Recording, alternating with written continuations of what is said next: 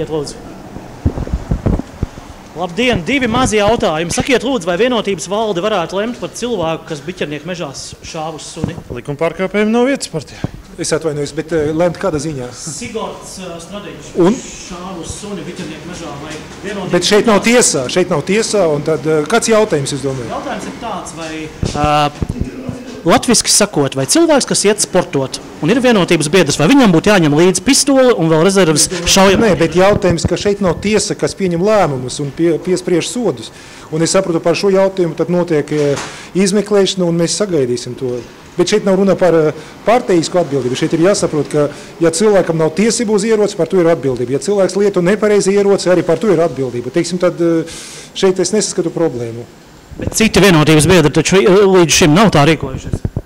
Nu, protams, ka nē.